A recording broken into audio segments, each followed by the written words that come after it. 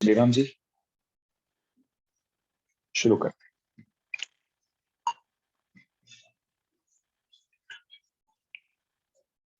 अपगत मदमानैः अन्तिमोपाय निष्ठैः अधिगत परमार्थैः अर्थकाम अनपेक्षैः निखिल जन सुहृद्भिर् निर्जित क्रोधलोभैः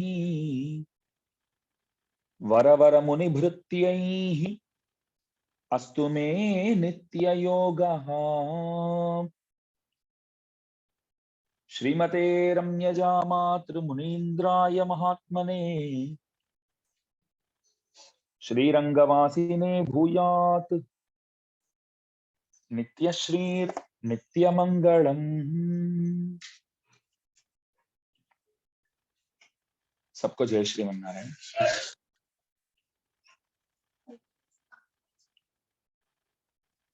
शेषावतार वरवरमुनीन्द्र स्वामी जी महाराज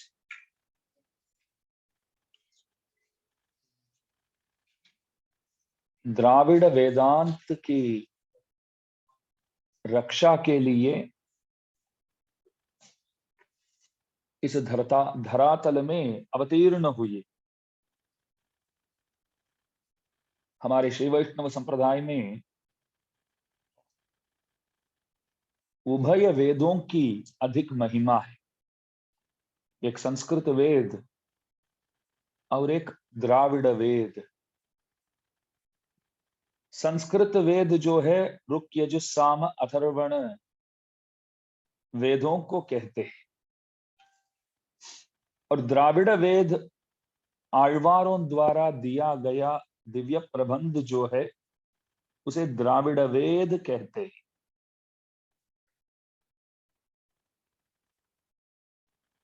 प्रभु को बताने में भले संस्कृत वेद काम में तो आते हैं, फिर भी द्राविड़ वेदों की तरह उनके स्वरूप रूप गुण विभूतियों का वर्णन संस्कृत वेद नहीं कर पाते।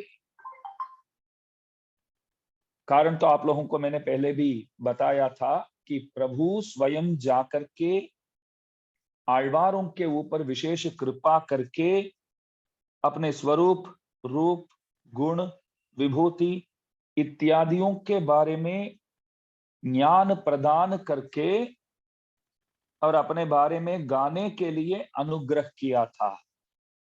ये सब प्रभु ने किया।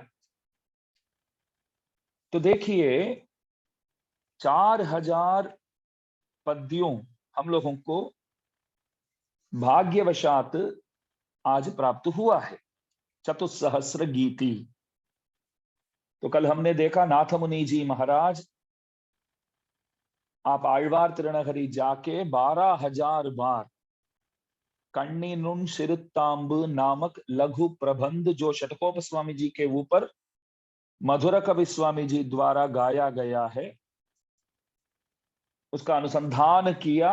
फिर षटकोप स्वामी जी सामने आ करके विशेष अनुग्रह करके पूरे चतुस्सहस्र गीति जो है उन पद्यों को प्रदान करके साथ साथ भविष्यदाचार्य विग्रह जो श्री रामानुज स्वामी जी महाराज का विग्रह जो है वो भी प्रदान करके नाथ मुनि जी को बोले इनका अवतार पीछे होने वाला है, तब तक बस सेवा पूजा करते रहो।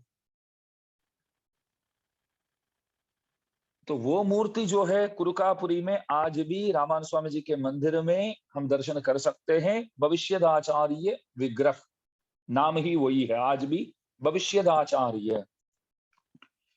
तो श्रीशैलेश स्वामी जी महाराज उनका एक अद्भुत नाम है तिरुवाई मोळि पिल्लई सहस्र गीति, जो 1102 पाशुर की बात कल मैंने किया था। सहस्र गीति का तमिल नाम है तिरुवाई मोळि, एक नाम है तिरुवाई मोळि। ये श्रीशैलेश स्वामी जी जो है मतलब वरवरमुनि स्वामी जी के गुरु जी वहां जो विराजे हैं वही वरवरमुनि स्वामी जी। उनके गुरुजी जो है वो नित्य निरंतर सहस्र गीति ग्रंथ पर ही कालक्षेप करते थे। कालक्षेप का अर्थ होता है समय बिताना। समय बिताने के लिए तो अनेक तरीका है, बहुत सी तरीका है। कभी हम नहीं बोलते, किसी दोस्त के वहां जाते हैं, जाके करेंगे क्या, बार बैठ कर बातचीत करेंगे, 2-3 घंटे के बाद वापस आते हैं। क्या किया, तो समय बिताया। मूवी देखते हैं, समय बिताते हैं लोग, खेलते हैं, समय बिताते हैं। लेकिन ये सब जो अभी मैंने बताया था, ये सब समय बिताने की तरीका नहीं है, ये गलत तरीका है। कालक्षेप आवश्यक है, समय भी बीत जाए, साथ साथ अपना आत्मा का भी उद्धार हो जाए, ऐसा कोई कार्य हम करें, उसी कार्य को कालक्षेप कह सकते हैं। इसलिए हमारे श्री वैष्णव संप्रदाय में गुरु के पास बैठ करके जो श्रवण करते हैं, उस कार्य को कालक्षेप बोलते हैं। मैं बताना चाहूंगा कि आप सब अभी कालक्षेप कर रहे हैं, सही तरीका जो है समय बिताने के लिए वो कर रहे हैं, तो कालक्षेप। तो मानो सहस्र गीति का अर्थ जो है वो गुरुमुखात श्रवण करते हैं, उस कालक्षेप का नाम दिया गया है भगवत विषय। क्या बोलते हैं, भगवत विषय। पूज्यपाद संपत कुमार आचार्य स्वामी जी महाराज सहस्र गीति को क्यों भगवत विषय बोलते हैं, मतलब सहस्र गीति और सहस्र गीति के व्याख्यान जो है 5 कमेंट्रीज उपलब्ध है। ये सब बहुत ध्यान से आप लोगों को सुनना पड़ेगा, वरना ऊपर से ही उड़ जाएगा। सहस्र गीति जो है उसमें 1102 पाशुर उपलब्ध है। सहस्र गीति सामवेद सार ऐसा माना जाता है, षटकोप स्वामी जी महाराज द्वारा दिया गया प्रबंध है वो। सहस्र गीति को तमिल में क्या बोलते हैं, तिरुवाईमொழி बोलते हैं। तिरुवाईमொழி के 5 व्याख्यान हुए, 5 कमेंट्रीज उस ग्रंथ के लिए। देखिए, भगवान के बारे में बोलना सुनना कालक्षेप तो है, सही कालक्षेप है, लेकिन भगवत विषय कालक्षेप, भगवत विषय का अर्थ होता है भगवान जिसमें विषय हो करके अनुभव करने में आते हैं, वो विषय भगवत विषय। भगवान का विषय हो तो भगवत विषय, चर्चा भगवान के बारे में करते हैं, तो वो कालक्षेप क्या है, भगवत विषय कालक्षेप। गीता जी में प्रभु बोलते हैं मच्चित्ताः मद्गत प्राणाः बोधयन्तः परस्परम। हे अर्जुन, मेरे भक्तों, एक दूसरे से मिलेंगे ना तब मेरे बारे में ही बातचीत करते, और कोई बात करेंगे ही नहीं। जैसे पूछते शू चाल है, ऐसा करके शुरू करते हैं, क्या चलता है, क्या चलता है करके पूछ लिया तो 1-2 घंटा तो बर्बाद अवश्य हो जाएगा। तो भक्तों जब मिलते हैं तो खुश होकर के बोधयन्तः परस्परम, आओ भगवान के बारे में बातचीत करते हैं, ऐसा। तो किसी ने पूछा, अच्छा एक दूसरे से भगवान के बारे में चर्चा तो करते हैं, क्यों करते हैं, क्या जरूरत है, एक प्रश्न है। मैं कितना जानता हूं देखो, ये बताने के लिए करते हैं क्या। आओ देख लेते हैं कौन ज्यादा जानता है भगवान के बारे में, कौन ज्ञानी है, देख लेते हैं, उसके लिए करते हैं क्या, नहीं। तो क्यों करते हैं, तब भगवान बोलते हैं करेंगे ना तभी जी पाएंगे, नहीं करेंगे तो मर जाएंगे। मेरे बारे में बातचीत नहीं करेंगे, मेरे बारे में चर्चा नहीं करेंगे, तो गुणानुभव नहीं करेंगे, सत्संग नहीं करेंगे, तो भक्त लोग रह नहीं पाएंगे। दारू पीने वाला बंदा हो तो चाहिए ही चाहिए ना उसको, नहीं पिएगा तो जिएगा नहीं, बोलेगा चाहिए चाहिए चाहिए करके। वो याद रखने का है, वो सिर्फ याद रखने का। इस तरह भक्त लोग क्या करते हैं, भगवान के बारे में बोलने के लिए कोई नहीं मिलते हैं ना, तब बोलते हैं कोई बैठो ना, एक 5 मिनट के लिए बैठो ना, कुछ तो सुनाता हूं, आप भी सुनाइए, मैं तैयार हूं सुनने के लिए, मैं भी बोलूं आप भी बोलिए। बोधयन्तः परस्परम, परस्पर बातचीत करते हैं। हमारे आचार्यों बोलते हैं, इसलिए बोलते हैं, बोलेंगे तभी जिएंगे। खुद को बचाना है तो भगवान के बारे में अनुभव करना ही पड़ेगा, वरना जी नहीं पाएंगे। तो भक्त लोग ऐसे ही होते। तो कालक्षेप जो है, समय बिताना, भगवान के बारे में चर्चा करके समय बिताना जो है, वो उत्तमोत्तम तरीका है, वही सही तरीका है। लेकिन भगवत विषय कालक्षेप जो है, ध्यान दीजिए, रामायण ग्रंथ है, महाभारत है, भागवत जी है, श्री विष्णु पुराण है, सब तो भगवान का ही ग्रंथ है ना। मतलब इन ग्रंथों में भगवान का ही वर्णन किया गया है। मानो कि आप बैठ करके भागवत जी का कथा सुनते हैं, वो भगवत विषय कालक्षेप नहीं कहा जाता है। अरे उसका भी तो विषय तो भगवान ही है ना। रामायण का भी तो विषय तो भगवान ही है, बात सही है। लेकिन ध्यान दीजिए, रामायण भगवान का है, भगवान का ही है। ताटका वध के लिए जब विश्वामित्र राम और लखन को ले जाते हैं, तो जाते जाते ताटका के बारे में वर्णन करते।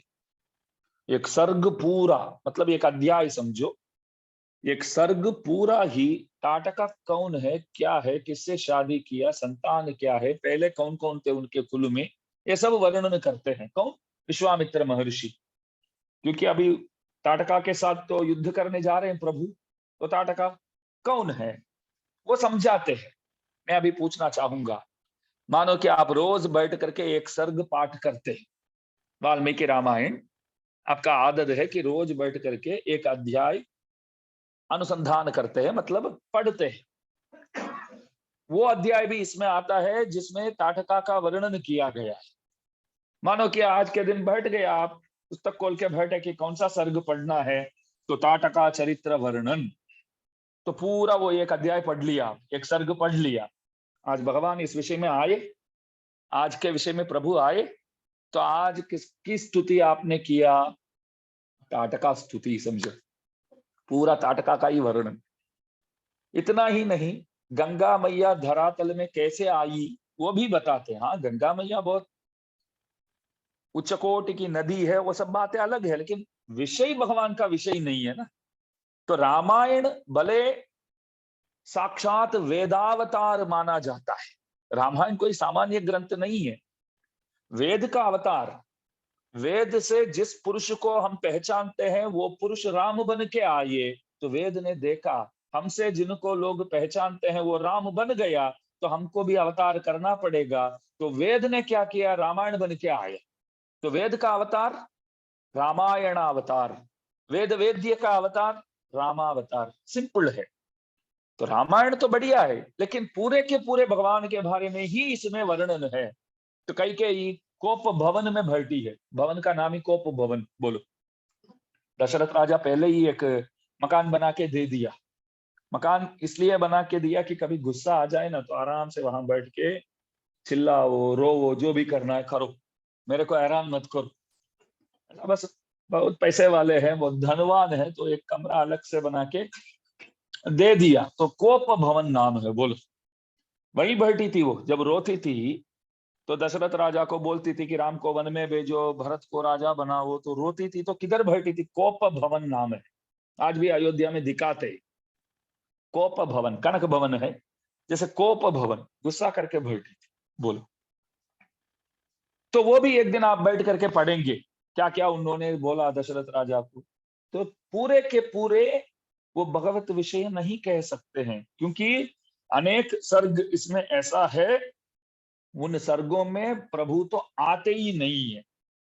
तो इसलिए अभी मालूम पड़ा कि आழ்वारों के दिव्य प्रबंध इसलिए उत्कृष्ट है।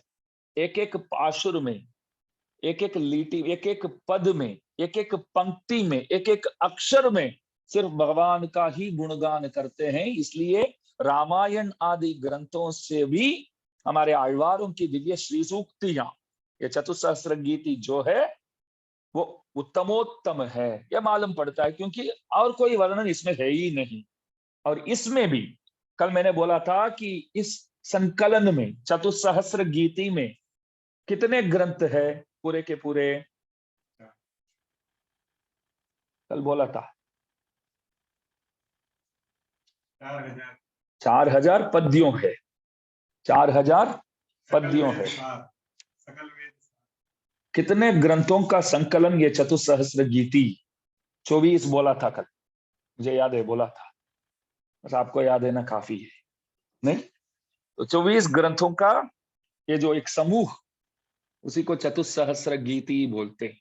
सबसे पहले तिरुपल्लांड, तिरुपल्लांड के बाद पेरियाழ்वार तिरुमொழி, पेरियाழ்वार तिरुमொழி के बाद गोदाम्बा जी के तिरुप्पावई। इस तरह आप गिनते जाएंगे तो पूरे 24 मिलते हैं। तो बोल के तो देखते हैं। सबसे पहले तिरुपल्लांड, पेरियाழ்वार तिरुमொழி, तिरुप्पावई और गोदाम्बा जी द्वारा दिया गया और एक प्रबंध नाचियार तिरुमொழி, कुलशेखर आழ்वार द्वारा दिया गया पेरुमाள் तिरुमொழி और भक्तिसार स्वामी जी द्वारा दिया गया तिरुचंद विरुत्तम। तिरुचंद विरुत्तम के बाद भक्तांग्र रेणु स्वामी जी महाराज द्वारा दिया गया तिरुमालई, तिरुपल्ली எழுச்சி और योगी वाहन स्वामी जी महाराज द्वारा दिया गया अमलनादि पिरान और उसके बाद मधुर कवि स्वामी जी महाराज द्वारा दिया गया कण्णिनुन शिरुत्तांबु, जो 12,000 बार नाथ मुनि जी ने अनुसंधान किया। तो 10 तो हुआ ना इसमें। उसके बाद दूसरे 1000 बोलते हैं। 1000 में 10 प्रबंध आ गए। अभी पहले सहस्र पाशुरों, अभी हमने 10 ग्रंथ देख लिया। तो दूसरे जो है, दूसरे 1000 में प्रकाल स्वामी जी महाराज के पेरिय तिरुमொழி बृहत सूक्त बोलते हैं। उसमें 1084 पाशुरों है। यहां बैठे हैं प्रकाल स्वामी जी महाराज ऊपर।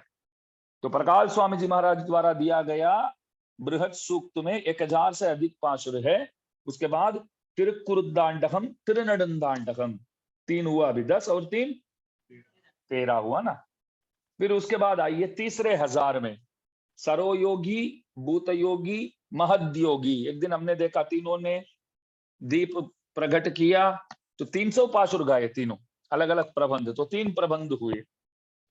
उसके बाद भक्तिसार स्वामी जी महाराज, उनका एक ग्रंथ पहले सहस्र में लिया गया है, एक ग्रंथ तीसरे सहस्र में लिया गया है।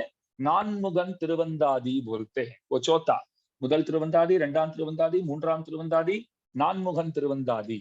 और षटकोप स्वामी जी महाराज के प्रथम प्रबंध तिरुविरुत्तम।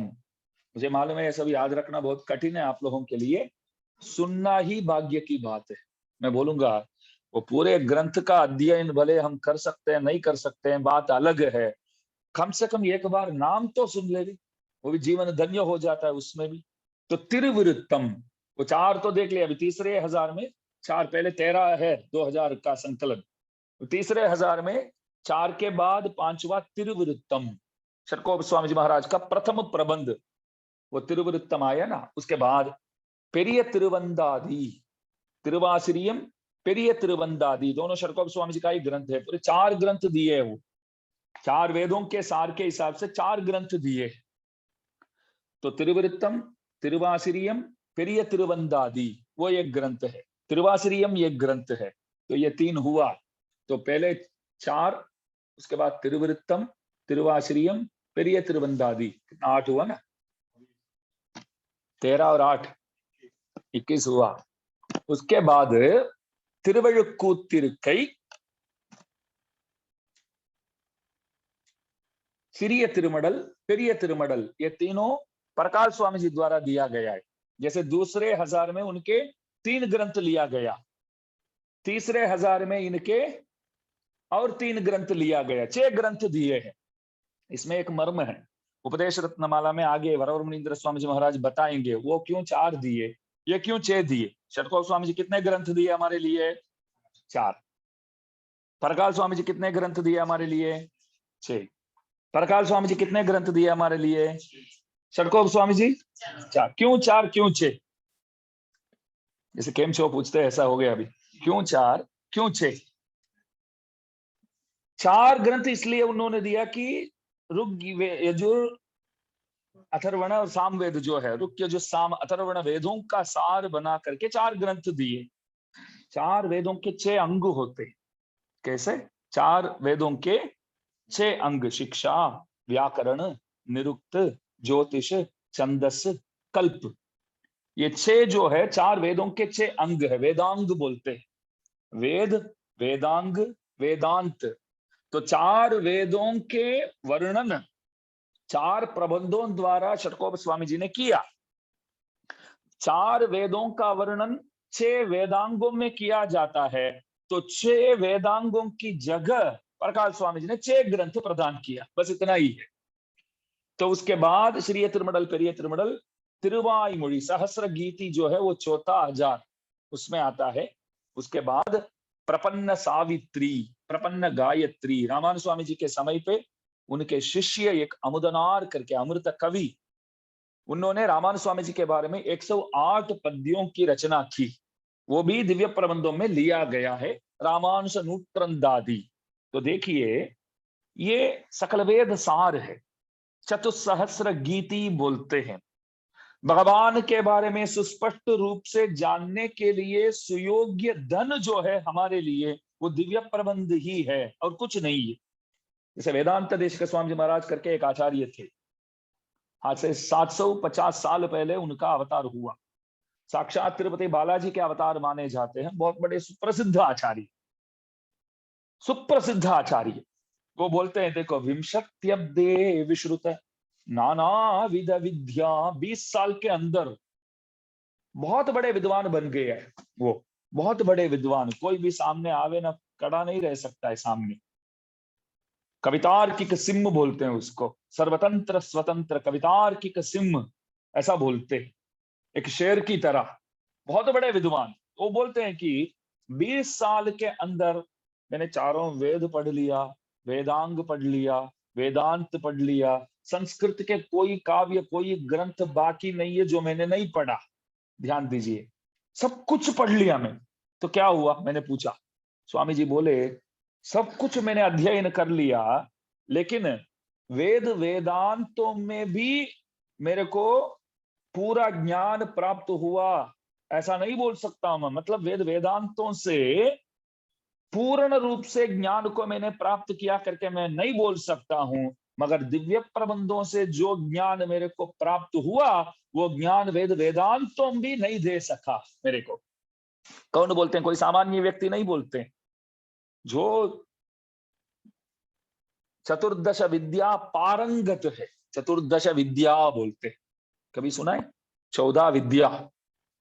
हमको तो एक विद्या भी मालूम नहीं है, आता नहीं है, तो चतुर्दश विद्या, 14 विद्या को हम कहां से पहचानेंगे? अंगानि वेदाश्चत्वारो, नीचे बोला था ना 4 वेद, 4 वेद के कितने अंग?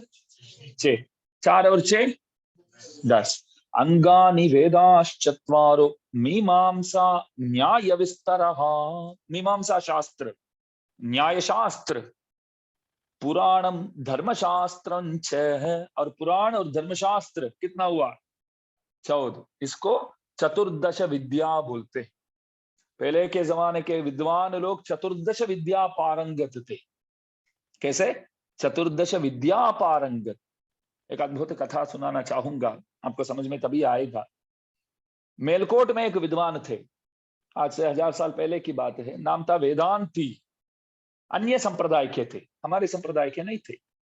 रामानुज स्वामी जी महाराज विचार करते थे वो तो बहुत बड़े विद्वान है, हमारे संप्रदाय में जुड़ जाएंगे तो संप्रदाय के लिए बहुत अच्छा रहेगा, उनको जीत करके हमारे धर्म में लाना है, सदर्थों को बोल करके समझा करके उनको समाधान वो हो जाए, बाद में अपने धर्म में आ जाएंगे तो अच्छा रहेगा। तो सब बोले स्वामी जी आप जा करके जीत कर तो आओ। स्वामी जी बोले 120 साल का हूं मैं, 120 साल का हूं, अभी श्रीरंगम छोड़ के किधर भी जाने का मेरा मन नहीं है, बहुत घूम चुका हूं, मेरे को अभी बस वैकुंठ ही जाना है।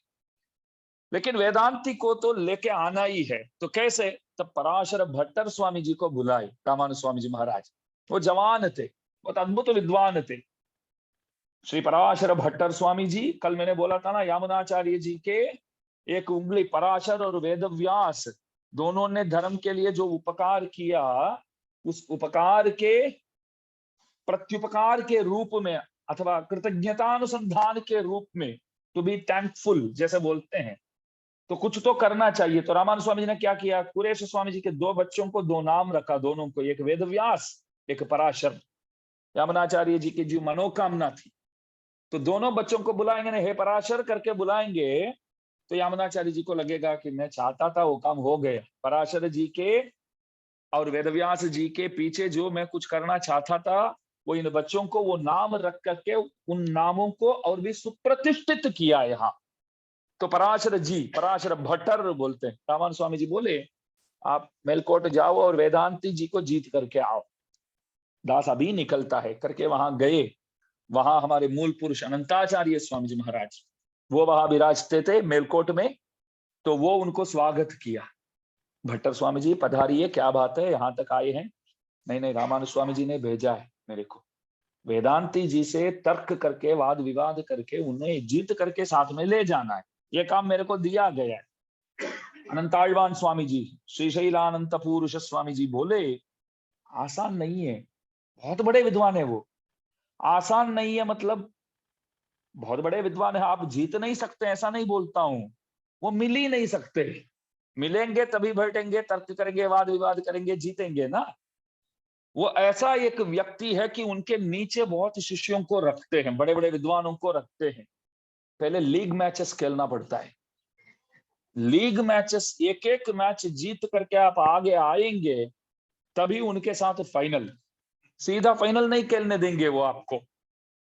भट्टर बोले तो क्या लीग मैचेस भी खेलता हूँ, 4-5 मैचेस होंगे क्या? अरे 4-5 नहीं, 400-500 मैचेस खेलना पड़ेगा, इतने विद्वान बैठे उनके नीचे। पूरा आयुष्य जो है, पूरा जीवन लग जाएगा समझो इसमें। भट्टर स्वामी जी बोले नहीं नहीं नहीं, स्वामी जी ने जो काम दिया है रामानुज स्वामी जी, वो जल्दी करके जाना है मेरे को। कुछ भी करके सीधा फाइनल ही खेलने का है, फाइनल कंटेस्टेंट, कुछ भी करो, क्या कर सकते हैं। तो अनंताழ்वान स्वामी जी बोले रुको तो सही स्वामी जी, रुकिए, पूछेंगे, कुछ तो रास्ता तो निकल जाएगा। तो वहां पूछा गया जाकर के स्वामी जी से मिल सकते हैं क्या? तो वहां के लोग बोले क्यों मिलना है? ऐसा ही मिलना है। अच्छा ऐसा ही मिलना है तो मिल सकते हैं। कब मिल सकते हैं? वो रोजाना अन्नदान करते हैं, ध्यान दीजिए, रोज अन्नदान करते हैं। अन्नदान में आप लोग आके बैठ जाइए, कोई ना कोई आपको कुछ ना कुछ परोसते हुए इधर उधर जाते रहेंगे लोग, सब कुछ आपको खिलाएंगे। तब स्वामी जी आते हैं, वेदांती जी आकर के सबको पूछते हैं अच्छा लगा खाना और कुछ चाहिए क्या, ये पूछेंगे अवश्य, तब मिल जाएंगे आप। तो भट्टर स्वामी जी और अनंताழ்वान स्वामी जी जाके बैठ गए, वहां खाने के लिए बैठ गए। सब अच्छी तरह खाते हैं, ये लोग कुछ खाते ही नहीं, ऐसे ही बैठे, थाली सामने है तो कुछ लेते ही नहीं है, कुछ उसमें परोसने भी नहीं दिया, ऐसे नहीं ये नहीं, ये नहीं चाहिए। तो वेदांती जी आकर के देख करके बोले कि बाकी सब खाते हैं, इन लोगों के थाली जो है वो खाली क्यों पड़ा है? खाने के लिए तो आए हैं तो खाना तो चाहिए, तो खाली क्यों है? तो जाके पूछा क्यों आपको चाहिए नहीं? क्या चाहिए? क्या चाहिए? भिक्षा चाहिए। अरे वही तो दे रहे हैं तो खाओ ना।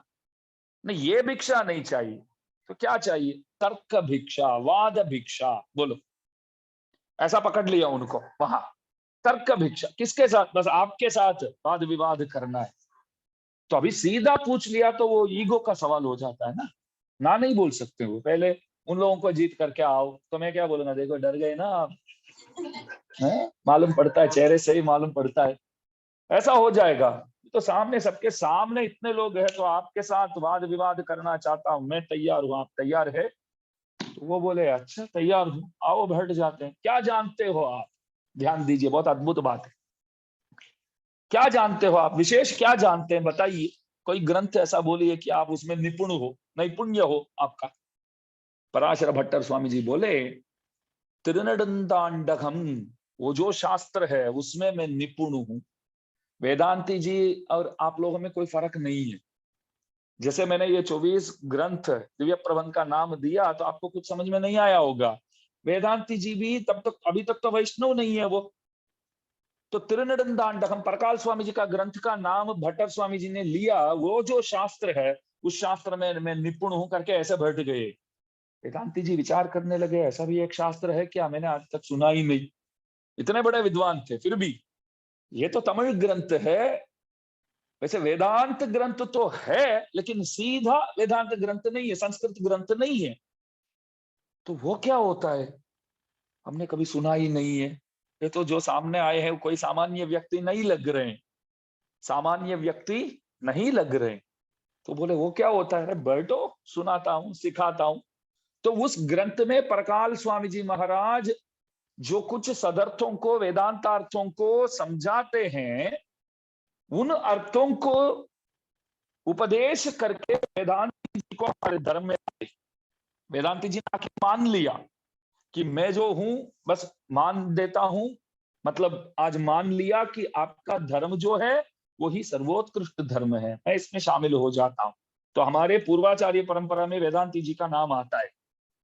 जैसे उस दिन बोला था नाथ मुनि जी, श्री राम पुंडरीकाक्षाचार्य जी, श्री राम मिश्र जी, यामुनाचार्य जी, महापूर्ण स्वामी जी, रामानु स्वामी जी महाराज, उसके बाद गोविंदाचार्य जी, पराशर भट्टर स्वामी जी, वेदांती जी, कलिवेददास स्वामी जी महाराज। तो हमारे गुरु परंपरा में आते हैं बहुत बड़े विद्वान वेदांती जी। वेदांती जी के शिष्य हुए कलिवेददास स्वामी जी महाराज। तो देखिए, इसलिए ये कहा कि परकाल सूरी परकाल स्वामी जी के एक दिव्य प्रबंध को ले जा करके, एक दिव्य प्रबंध में निपुण हो करके एक बहुत बड़े विद्वान को भी जीत करके हमारे धर्म में ला सकते थे हमारे पराशर भट्टार्य स्वामी जी महाराज। तो समझ लो वेदांत ग्रंथों से भी आழ்वारों की दिव्य प्रबंधों की महिमा इस तरह अधिक है। संस्कृत के बड़े बड़े विद्वान लोग को भी हम हमारी ओर खींच सकते हैं। तो इसलिए तो वेदांत देशिक स्वामी जी बोले कि भले मैं संस्कृत बहुत पढ़ा हूं, बहुत बड़ा विद्वान हूं, फिर भी आழ்वारों के वाणी जो है, दिव्य प्रबंधों से जो ज्ञान मेरे को मिलता है, इतना सुस्पष्ट रूप से ज्ञान संस्कृत वेद वेदांत दे नहीं पाते हैं। ऐसा वो ऐसे उद्घोषणा करते हैं वेदांत देशिक स्वामी जी महाराज। तो वरवरमणि स्वामी जी महाराज के समय में दिव्य प्रबंधों की महिमा को जानने वाले बहुत कम होने लगे। कुछ कुछ लोग बोले दिव्य प्रबंध क्या तमिल में है ना, तमिल थोड़ी संस्कृत जैसा है, संस्कृत देव भाषा है।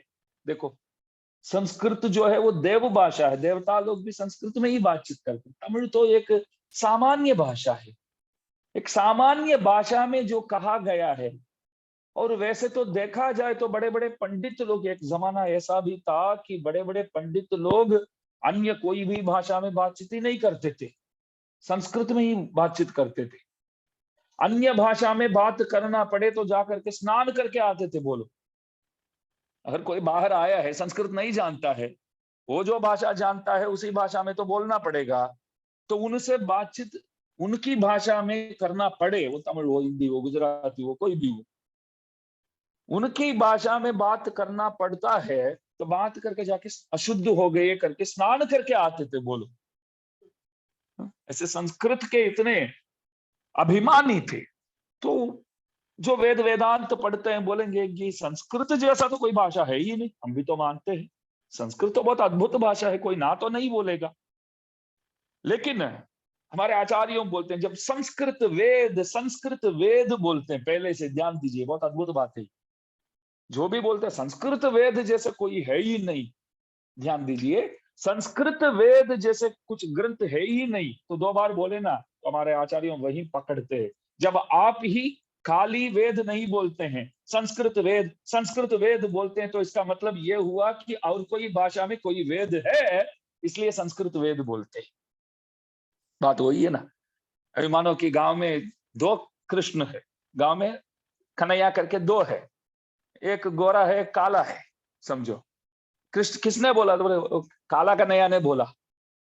तो काला कन्हैया करके आप बोलते हैं तो ये मालूम होता है कोई गोरा कन्हैया गांव में है, वही तो मतलब हुआ ना। तो बारंबार आप संस्कृत वेद बोलते हैं। तो संस्कृत वेद करके इसलिए खाली वेद बोलो ना, वो क्या संस्कृत वेद। जब संस्कृत वेद बोलते हैं तो मालूम पड़ता है कि तमिल में भी वेद है, इसलिए तो संस्कृत वेद बोलते हैं। तो वरवरमणीन्द्र स्वामी जी के समय में बहुत से लोग अपमान करने लगे, आழ்वारों की अपमान, दिव्य प्रबंधों की अपमान। आழ்वारों की अपमान इसलिए करते थे, आழ்वार 10 हुए, 10 आழ்वार हुए। मधुर कवि जी को साथ गिनेंगे तो 11, गोदाम्बा जी को साथ गिनेंगे तो 12।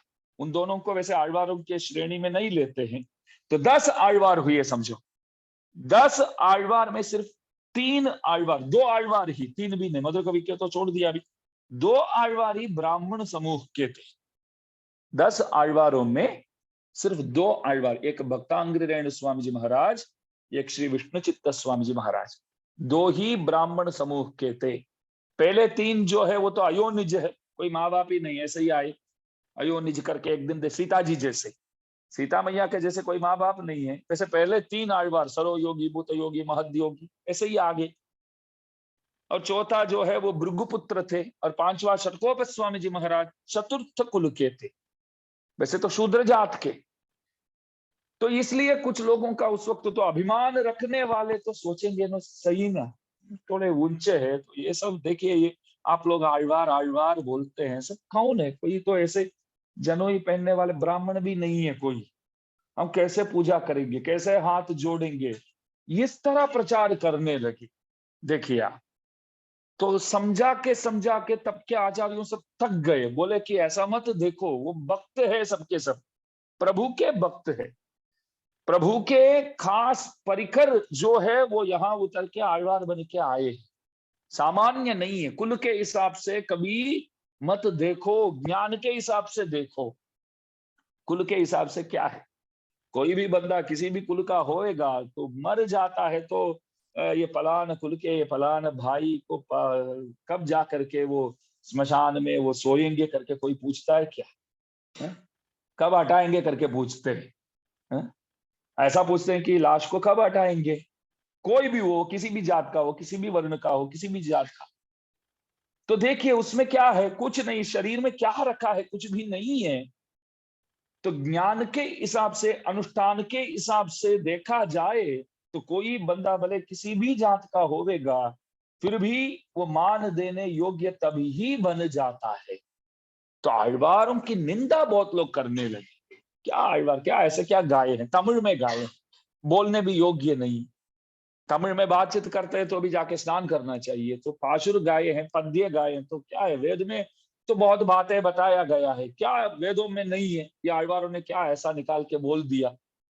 तो अपमान करने लगे, इसलिए तो प्रभु को, शेषनाग को पुनः भेजना पड़ा कि आप जाओ, सबको बताओ कि वेद वेदांतों से भी मैं अधिक मान द्राविड़ वेद को देता हूं। आज भी हमारे दक्षिण भारत में प्रभु की सवारी जब निकलती है तो प्रभु के सामने आगे दिव्य प्रबंध पाठी सब जाते हैं।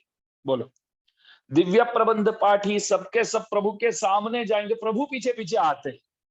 वेद पाठी, संस्कृत वेद गाने वाले प्रभु के पीछे पीछे आते, उनके पीछे ही आ सकते। बोलो, आगे नहीं जा सकते, आगे नहीं, पीछे ही आएंगे। तो संस्कृत है, पुरातन है, प्राचीन है, सब सही है, लेकिन वेद पाठी भगवान के पीछे ही आएंगे। द्राविड़ वेद पाठी दया भाई प्रभु के आगे जाएंगे, पीछे नहीं। द्राविड़ वेद पाठी जो होते हैं प्रभु के आगे जाएंगे, प्रभु उनके पीछे। इसका भी एक कथा है, पराशर भट्टर स्वामी जी वो कालक्षेप करते थे, प्रवचन देते थे तो बहुत लोग आते थे, बड़े बड़े विद्वान लोग भी आते थे, बड़े बड़े विद्वान, संस्कृत के बड़े बड़े ज्ञाता आते थे, बैठते थे।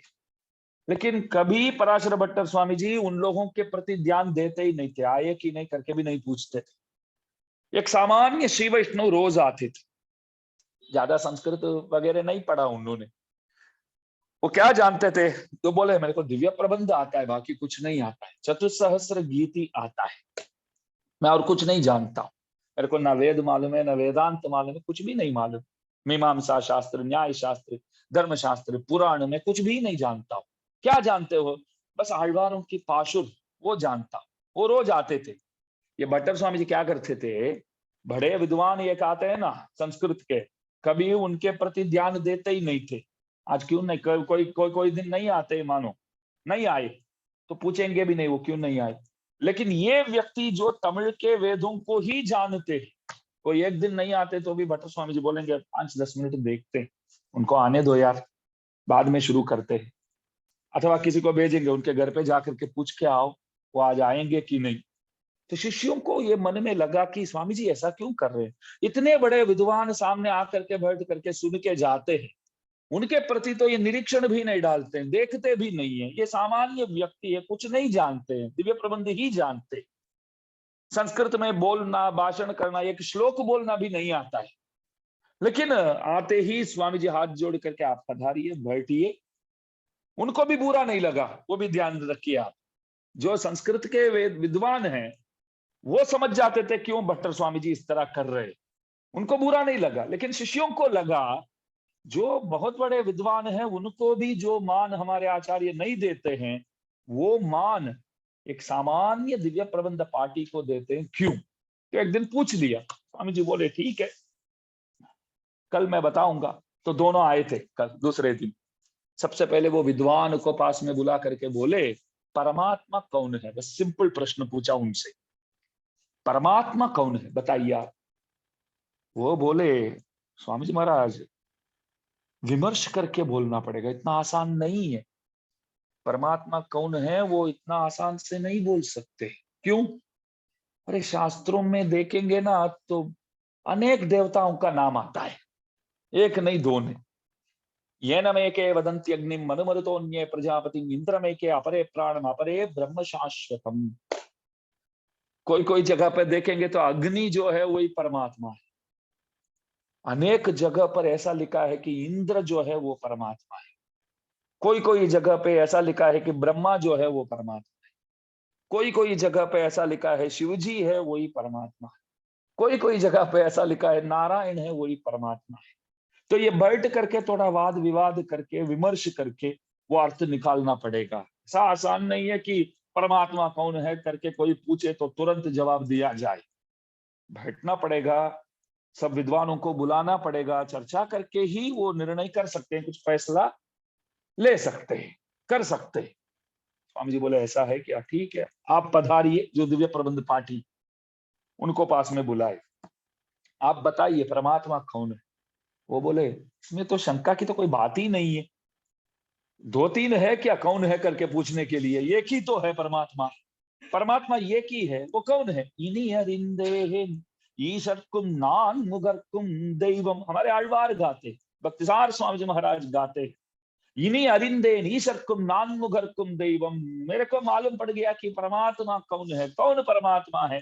परमात्मा वो है जो ब्रह्मा से भी अधिक, परमात्मा वो है जो शिव से भी अधिक, परमात्मा वो है जो इंद्र से भी अधिक, सर्वाधिक जो है वो परमात्मा है, वो लक्ष्मी नारायण ही है और कोई नहीं है। तो सुस्पष्ट रूप से उन्होंने बोल दिया। तो भट्टर स्वामी जी बोले इसलिए मान इनको ज्यादा देता हूं, क्योंकि असली तत्व को ये जानते हैं। असली तत्व को सामान्यतः विद्वान लोग नहीं जानते हैं। थोड़ा परामर्श करके विमर्श करके समझा के उसके बाद ही वो लोग मानते हैं कि परमात्मा नारायण है। एक बात मैं अभी और एक बात बताना चाहूंगा। मैंने बोला था कि कोई कोई जगह पर अग्नि करके बोला हुआ है, कोई कोई जगह पर शिव करके बोला हुआ है, ब्रह्मा करके बोला हुआ है, इंद्र करके बोला हुआ है, आत्मा करके बोला हुआ है, प्राण करके बोला हुआ है। तो उसका क्या समाधान है? फिर बोला तो हुआ है इस तरह, तो सबके सब परमात्मा मान सकते हैं क्या? ऐसी बात नहीं है।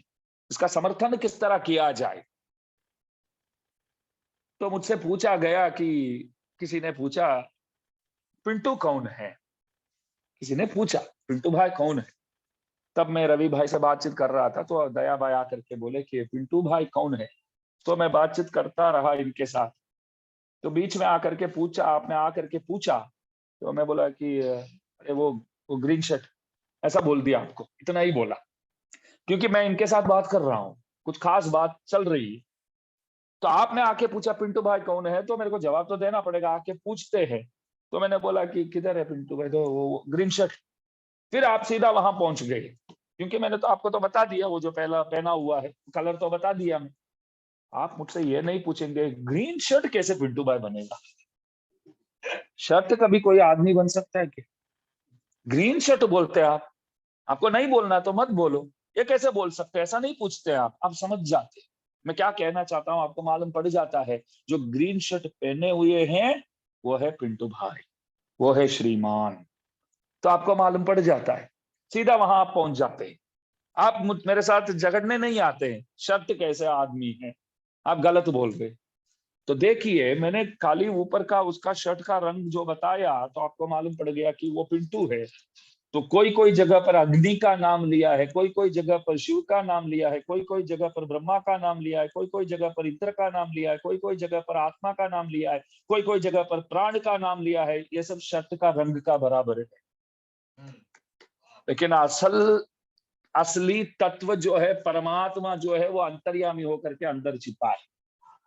तो अग्नि ये shirt colour, Indra shirt colour, लेकिन परमात्मा जो है सबके अंदर अणोरणीयान महतो महीयान, अणु के अंदर अणु होकर के, परमाणु होकर के, और महतो महीयान, पर्वत के अंदर पर्वताकार लेकर के जो विराजमान है, तो सब में कण कण में है प्रभु। वो जो है अंतर्बहिष्य तत्सर्वम व्याप्य नारायण स्थितः। तो कोई कोई जगह पर अग्नि का नाम लिया, क्यों? तो अरे अग्नि बोला है, इसका मतलब यह है कि अग्नि के भी अंतर्यामी। गीता जी में प्रभु बोलते हैं भोक्तारम यज्ञ तपसाम। आहुति तो देते हैं ना, यज्ञ इत्यादि करते हैं, याग इत्यादि करते हैं, तो कर्मकांडी ब्राह्मण जी जो आए हैं वो बोलते, तो हम आहुति देते रहते हैं। इंद्राय स्वाहा इंद्राय धन्म मम, सोमाय स्वाहा सोमाय धन्म मम, प्रजापतये स्वाहा प्रजापतये धन्म मम। सब वो बोलते हैं, हम देते रहते हैं, स्वाहा करके देते हैं ना।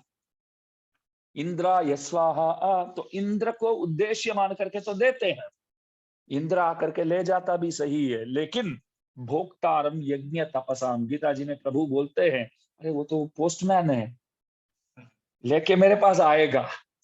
इंद्राय स्वाहा करके भले आपने बोला, तो मेरे पास लेके आकर के देगा कि नीचे बस लाला भाई ने हवन किया तो उसने मेरे को बुला करके दिया। तो आपको ही देना ही है, क्योंकि आप तो हो परमात्मा। तो प्रभु हाथ में लेते हैं, बेचारा तू जा करके लेके आया ना, पकड़, थोड़ा तू रख, थोड़ा तू रख। बांटते हैं प्रभु, बांटते हैं। इसलिए प्रभु जो है अंतर्यामी होकर के बैठे हैं, वो ही परमात्मा है, वो ही परमात्मा है करके हम लोगों को बताने में, काम में आने वाले ग्रंथों में दिव्य प्रबंध जो है वो आगे रहता है। दिव्य प्रबंधों की तरह प्रभु के वो ही परमात्मा करके निर्धारण करके बताने वाले ग्रंथ कोई ग्रंथ नहीं है। फिर भी लोग नहीं मानने लगे, बोले कि आழ்वार लोग नीच जात के हैं, निकृष्ट जात के हैं, सब हाथ जोड़ने भी योग्य नहीं है। बोलो, हाथ जोड़ने भी योग्य नहीं है यार। आप लोग इतना पूजा करते हैं, वखाण करते हैं, आழ்वार त्रिवड़िगले शरणम शतकोपाय नमः नित्य निरंतर बोलते हैं। बोलना नहीं चाहिए, बोलते हैं कुछ लोग, बोलते थे, नहीं बोलना चाहिए। सब तुच्छ जात के हैं, सब निहीन जात के। अरे उन प्रबंधों को भूल जाओ, ऐसे बैठे बैठे वो लोग टाइम पास के लिए गाए हैं, वो सब आप क्या प्रमाण मानेंगे? जो टाइम पास के लिए गाए हैं उन ग्रंथों को प्रमाण मानेंगे? तब भगवान को लगा नहीं, अभी शेषनाग को तो भेजना ही पड़ेगा, तभी दिव्य प्रबंधों की रक्षा संभव है। इसलिए वरवर मुनींद्र स्वामी जी महाराज को भेजा गया। சேத்து கமல வயல் சூழ் அரங்கரத்தம் சீர்தழைப்ப போத்தித்தொழு நல்ல வந்தனர் வாழவி பூதலத்தை மாற்றற்ற செம்பொன் மணவாள மாமுनि வந்திலனேல் आट्रिल करेक्ट पुलियल्लवो तमिल आरण में। एक अद्भुत पद्य है ये तमिल में।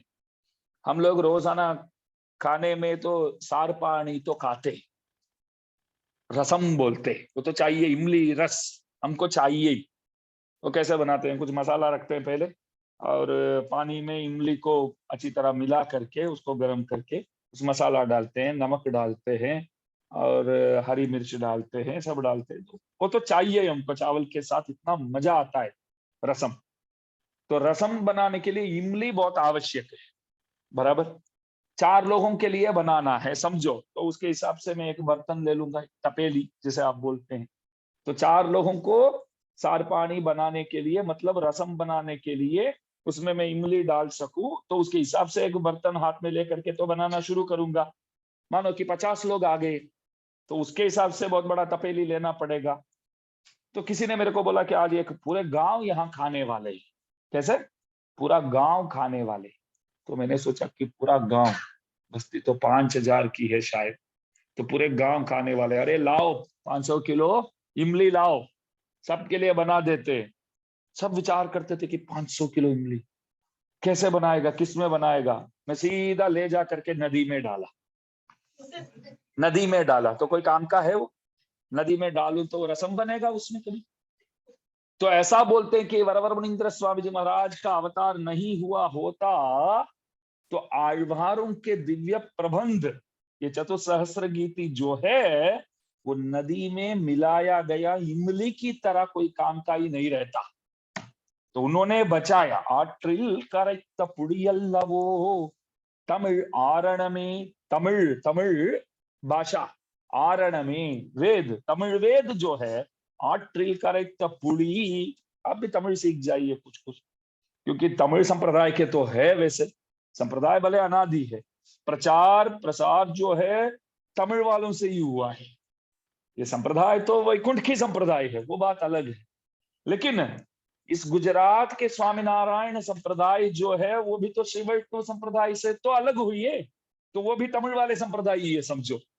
भक्ति सिद्धांत, भक्ति मार्ग, उसको अवलंबन करके जितने भी मत आज चलते हैं, सबके सब रामानुज संप्रदाय के शिशु ही माने जाते। बोलो, तो आजकल सबके सब तो तमिल वाले संप्रदाय ही है समझो, इसलिए तमिल तो मालूम होना चाहिए।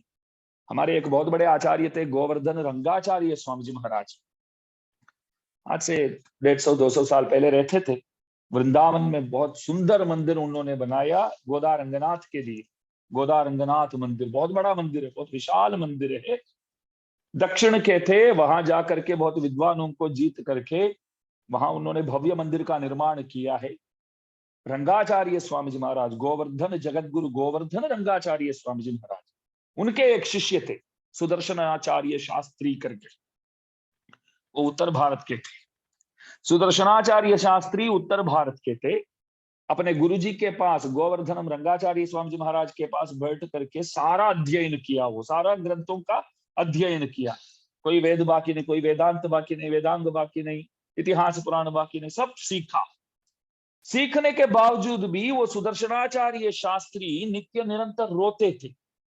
वो रोते थे। तो किसी ने पूछा, आप तो बहुत बड़े विद्वान हो, गुरुजी के पास बैठ करके चरणों में बैठ के सब अध्ययन किए हो, क्यों रोते हो? वो बोले कि मैं उत्तर भारत के व्यक्ति हो करके मेरा जीवन जो है वो निरर्थक हो गया, कोई मतलब का ही नहीं हूं मैं। मेरे को डर लगता है। क्या डर लगता है? गुरु, एक अच्छे गुरु मेरे को मिले हैं तो प्रभु मेरे को अवश्य मोक्ष देने वाले हैं, लेकिन मेरे को मोक्ष नहीं चाहिए। मैं कैसे बताऊं प्रभु को मेरे को मोक्ष नहीं चाहिए? तो किसी ने पूछा, क्यों नहीं चाहिए? सदगुरु के सच्चे शिष्य आप, मोक्ष क्यों नहीं चाहिए बोलते? वो बोले कि मेरे को दक्षिण भारत में जन्म लेना है। दक्षिण भारत में श्रीरंगम, करिशैलम, अंजनगिरिम, मतलब कांची, तिरुमला, श्रीरंगम, मेलकोट, ऐसे दिव्य देशों में जन्म लेना है। ऐसे दिव्य देशों में जन्म लेकर के वहां के आचार्यों के मुखारविंद से दिव्य प्रबंध सीखना है।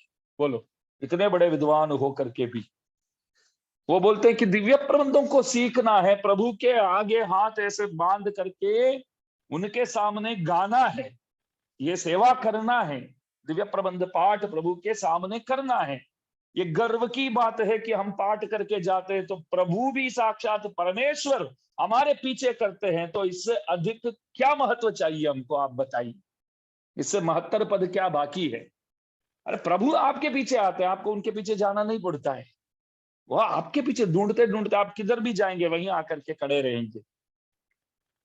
तो देखिए, वो सुदर्शनाचार्य शास्त्री जो है वो बोले कि मेरे को प्रभु आप ऐसा जन्म दो, कृपया इस जन्म के देहावसाने मुक्ति मत दो मेरे को दक्षिण भारत में किसी एक श्री वैष्णव के घर में कृपया मेरे को जन्म दो। ऐसे रोते एक उत्तर भारतीय श्री वैष्णव बोले।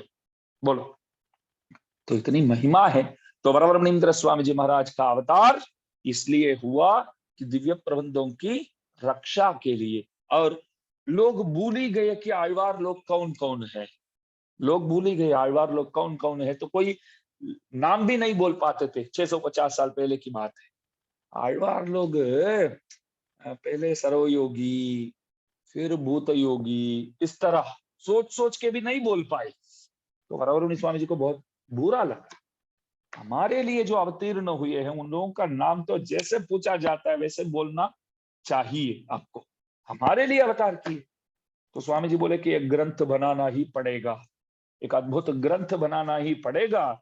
तो ग्रंथ से हम सब कुछ समझाएंगे कि आழ்वार लोग कौन कौन थे, क्या क्या किया, क्यों अवतार किए, और आचार्यों कौन कौन है, आचार्यों ने क्या क्या किया, और व्याख्यान क्या क्या है सहस्त्र गीति के लिए, और उन व्याख्यानों का प्रचार प्रसार कैसे हुआ, सब कुछ बताना चाहिए एक ही ग्रंथ में। तभी उन्होंने निर्णय किया कि उपदेश रत्नमाला नामक ग्रंथ बनाना है। वैसे तो आज ही हम ग्रंथ के अंदर प्रवेश कर रहे हैं। तो श्री शैलेश स्वामी जी महाराज, उनका नाम था तिरुवाईमொழி पिल्लई, क्योंकि उनका पूरा समय सहस्त्र गीति के पीछे ही वो क्या करते थे, व्यतीत करके, मतलब उसी में सहस्त्र गीति में ही उनका समय निकलता था, तो उसके कालक्षेप करने में ही बिताते थे समय। तो नाम ही तिरुवाईमொழி पिल्लई, सहस्त्र गीति आचार्य। तो उनके पास बैठ करके अध्ययन किया। भविष्यदाचार्य जी का सेवा, रामानुज स्वामी जी महाराज का सेवा आप करते थे, इसलिए आपको एक अद्भुत नाम मिला वरवर मुनीन्द्र स्वामी जी महाराज को, यतीन्द्र प्रवणम। यतीन्द्र प्रवण एक अद्भुत नाम वरवर मुनि स्वामी जी महाराज का नाम है। जो वहां शेषनाग पर विराजमान है ना, वो वरवर मुनि स्वामी जी महाराज, उनका नाम है यतीन्द्र प्रवण। क्योंकि नित्य निरंतर यतिराज रामानुज स्वामी जी को ही स्मरण करते थे, उन्हीं के अवतार थे। फिर भी जैसे राघवेंद्र सरकार रंगनाथ भगवान की पूजा करते थे, वैसे अपने ही पूर्वावतार को बहुत मान दे करके उन्हीं को पूजते थे। भविष्यदाचार्य रामानुज स्वामी जी महाराज यतिराज के प्रति बहुत भावपूर्ण होकर के आप सेवा करते थे। तो नाम क्या पड़ा आपका, क्या नाम मिला, यतीन्द्र प्रवण। यतीन्द्र प्रवणम वंदे रम्य जामातरम मुनिम। वैसे नाम, असली नाम जो है रम्य जामाता, रम्य जामाता, सुंदर जामाता, रंगनाथ भगवान का एक नाम है। जामाता कौन है, जामाता किसको बोलते हैं, जमाई, दामाद को बोलते हैं। भगवान का नाम है अழகிய मणवाळन, सुंदर वर, अर्थ होता है सुंदर वर। सच में कोई व्यक्ति को हम सुंदर वर कह सकते हैं, वो प्रभु के सिवाय कोई नहीं, इतने सुंदर है ना भगवान। तो वो नाम जो है वरवर मुनि स्वामी जी को रखा गया, रंगनाथ भगवान का नाम है सुंदर वर। किसके लिए सुंदर वर, गोदाम्बा जी के लिए सुंदर वर। तो वो नाम जो है सुंदर जामाता, रम्य जामाता, सौम्योपयंता, एक ये सब पर्याय है, एक ही अर्थ देने वाले अनेक शब्द। तो वही नाम पहले रखा गया सुंदर जामाता। तो बाद में यतीन्द्र प्रवण नाम मिला, क्योंकि भविष्यदाचार्य जी के, मतलब रामानुज स्वामी जी महाराज की सेवा में लगे हुए थे। बाद में संन्यास आश्रम स्वीकार किया। अद्भुत बात है, 2 मिनट लूंगा, ज्यादा नहीं। रामानुज स्वामी जी महाराज क्यों सन्यासी हुए,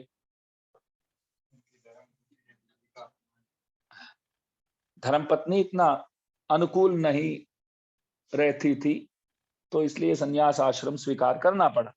वरवर मुनि स्वामी जी भी सन्यासी हुए, अद्भुत कारण है। उनके तो परिवार, धर्मपत्नी सब बहुत अच्छे थे, बहुत अच्छे थे, फिर भी संन्यास आश्रम स्वीकार किया। पूछा क्यों, बोले कि अरे यार परिवार बहुत बड़ा है। अरे परिवार बड़ा है तो क्यों, तो बोले कि कोई ना कोई बच्चा बालक जन्म लेता है, अथवा कोई ना कोई बुजुर्ग चले जाते हैं, तो परिवार इतना बड़ा है तो महीने में 10-15 दिन मंदिर जा ही नहीं पाता हूँ, सेवा कर ही नहीं पाता हूँ। बोलो, क्योंकि परिवार बड़ा है तो कोई ना कोई आएगा, कोई ना कोई जाएगा, तब तो कुछ तो सूतक वगैरह तो लगता है। तो सूतक वगैरह लग जाता तो मंदिर जाकर के सेवा तो नहीं कर पाता हूँ। तो मैं सोचा कि ये लोग हमको नहीं छोड़ेंगे, हमको इन लोगों को छोड़ना पड़ेगा, इसलिए मैं संन्यास आश्रम स्वीकार किया। तो अद्भुत कारण है संन्यास आश्रम स्वीकार करने के पीछे। तो सन्यासी भी हुई है और श्रीरंगम आकर के रहने लगे, आप ठहरने लगे। तभी रंगनाथ भगवान आपको गुरु बनाया। रंगनाथ भगवान प्रतीक्षा कर रहे थे, मेरे लिए कोई गुरु आए, मिल जाए, तो उनके पास षडकोप स्वामी जी के सहस्र गीति के अर्थों को सुनना है, ऐसा प्रभु इच्छा रखते थे। जैसे लव कुश गाते थे तो राम सुनते थे, उन्हीं की कथा। इसी तरह षडकोप स्वामी जी उनके बारे में ही गाये हैं। तो वरवर मुनि स्वामी जी के पास बैठ करके प्रभु ने श्रवण किया, वो कल बताऊंगा। और कल के दिन हम उपदेश रत्नमाला ग्रंथ के अंदर प्रवेश करेंगे। इसमें वरवर मुनीन्द्र स्वामी जी महाराज बताना क्या चाहते हैं, वो हम लोगों को कल से अनुभव का विषय बनेगा। तो बोलने में भूल चुक हो तो दास क्षमा प्रार्थी है, लेने योग्य कोई बात हो तो कृपया स्वीकार कीजिए। श्रीमते रम्यजा मातृमुनीन्द्राय महात्मने श्रीरंगवासिने भूयात नित्यश्री ही नित्यमंगलम। जय श्री।